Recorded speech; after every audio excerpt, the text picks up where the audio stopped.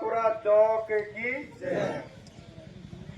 मैंने सुना है इस चौक का इतिहास।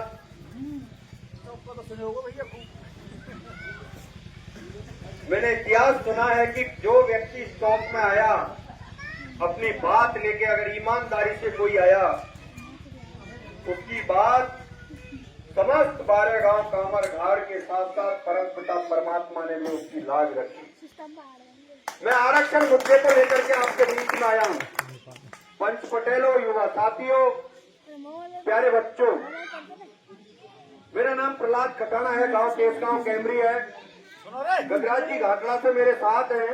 जैसे उन्होंने बताया कि कर्नल साहब के रिश्तेदार है निजी, इनके पिताजी भी आर्मी में हैं और 3-4 भाई तमाम नौकर हैं, इनके बेटे भी नौकर हैं।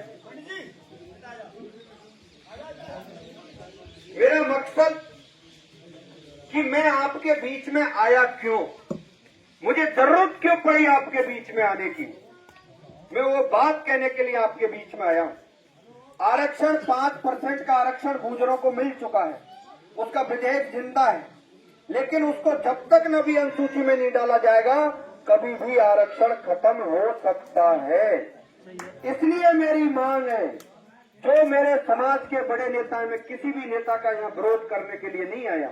मेरा काम है बुजुर्गों को जगाने, क्योंकि आरक्षण पढ़े लिखे युवाओं को मिला है, पढ़े लिखे युवाओं को सरकारी नौकरियों में मिला है।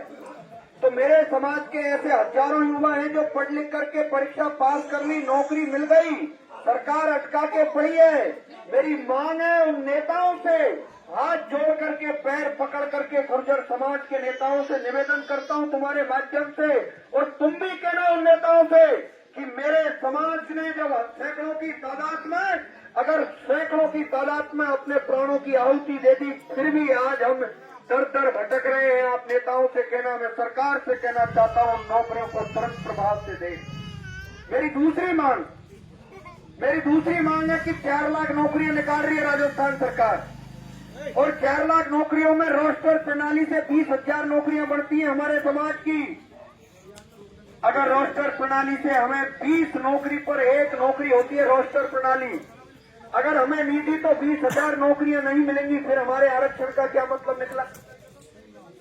और साहब, अगर ये आरक्षण 5% जो सुप्रीम कोर्ट में हेयरिंग चल रही है, ये तो चुनावों के वजह से उसको दबा करके बैठे नहीं। आपने एक लेटर पढ़ा होगा कि सुप्रीम कोर्ट ने ये मांगा कि अब तक गुर्जरों की आरक्षण से नौकरियां लगी हैं, उनकी लिस्ट भेजो, समीक्षा करेंगे, हो सकता है लगी लगाई नौकरियों को भी खत्म कर दें। इसका कारण क्या है?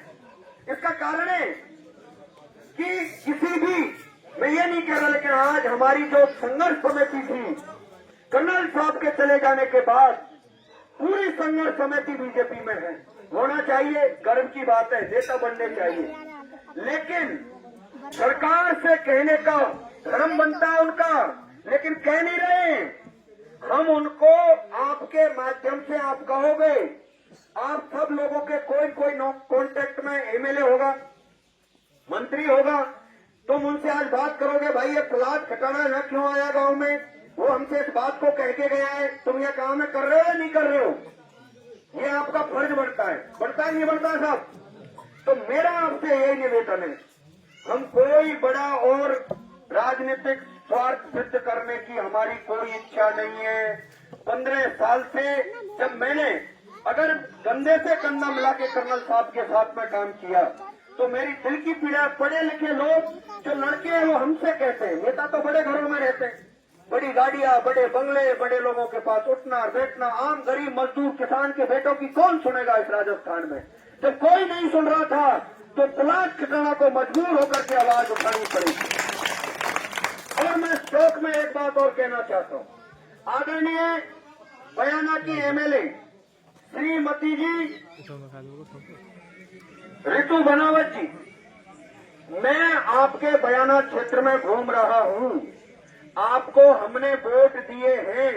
मैं आपसे निवेदन करना चाहता हूं कि कल की डेट में राजस्थान सरकार को एक लेटर लिख और ये कहो कि गुर्जरों को आरक्षण को नवी अनुसूची में डालो, और जो भर्तियां अटक रही हैं उनको तुरंत प्रभाव से दो, और आगामी 4 लाख भर्तियों में रोस्टर प्रणाली का चेक लिख करके लेटर भेजना चाहिए कि नहीं भेजना चाहिए?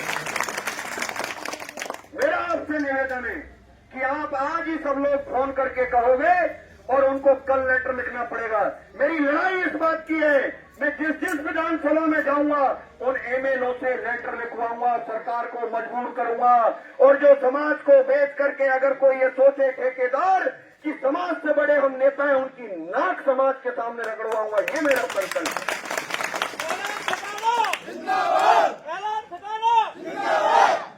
लोग हमको जब याद करते हैं जब वोट चाहिए होते हैं साहब, लोग हमें जब याद करते हैं जब नेता बनना होता है, लेकिन अगर समाज की जब बात आती है, मैं कौन सी बुरा काम कर रहा हूं बताइए साहब? मैं इस काम को करूं या नहीं करूं? बताओ, आप कह दो मैं घर चला जाऊंगा तो मेरा कामर घर से निवेदन है, तो मेरा कामर घर से निवेदन है कि 9 तारीख को बयाना में हम रैली करेंगे, एसडीएम को ज्ञापन देंगे, कुंडा पे इकट्ठे होंगे तो तमाम गांवों से ट्रैक्टर, ट्रॉली, मोटरसाइकिल जो भी साधन हैं उनमें एक साथ बैठ करके माता, बहनें, लेडीज, नए बुजुर्ग हम शांतिपूर्वक तरीके से सरकार को लेटर देंगे उनके एसडीएम के साथ में। और मैं एक बात और कह दूं साहब, यह बात चल रही है कि साहब यहाँ तो नेता ही बहुत है, बयानों में नेताओं की कमी नहीं है। मैं ये दोनों वक्त मिल रही है, ईश्वर को हाजिर नाजिर करके कह रहा हूं, 3 दिन से मैंने सब नेताओं को फोन करके कहा है कि तुम अगुवाई करना। मैं जैसे 15 साल से पीछे रहा हूं, मैं आज भी पीछे हूं। मैं तुम्हारे माध्यम से भी कह रहा हूं कि मैं सब नेताओं से हाथ जोड़ करके मैंने कह लिया है कि हमारी इस आवाज को वहां तक पहुंचा दो, साहब आ जाओ, लेकिन कोई नहीं सुन रहा है। जब कोई नहीं सुन रहा है, समाज नेतृत्व विहीन हो गया कर्नल साहब के बाद, तो फिर मेरे दिल में ये आग लगी। अरे नेता बनना कोई बड़ी बात नहीं है, एमएलए और सांसद बनना कोई बड़ी बात नहीं है। मैं भी किसी पार्टी में जुड़ करके 5 साल एक विधानसभा में हाथ जोड़ लूंगा, पैर पकड़ लूंगा, लोगों के काम करवा लूंगा, मैं भी वहां जाऊंगा। मुझे क्यों गांव गांव भटकने की जरूरत होती? लेकिन मैं उन 72 भाइयों की जो शहादत है, जिन माताओं का लाल चले गए, उन बहनों के हाथ का सुहाग चला गया, उन बहनों के भाई चले गए, मैं उसको बर्दाश्त नहीं कर सकता। मेरा खून इजाजत नहीं देता, इसलिए मैं आपको जगाने आया। अंत में आप लोगों ने मेरा स्वागत किया है, सम्मान किया है और मुझे इस तरीके से सुना है, इसका मैं सदैव आपका आभारी रहूंगा। आपकी समस्त बस्ती पंच पटेल युवा साथियों का मैं तहे दिन से धन्यवाद देता हूं। राम राम साहब।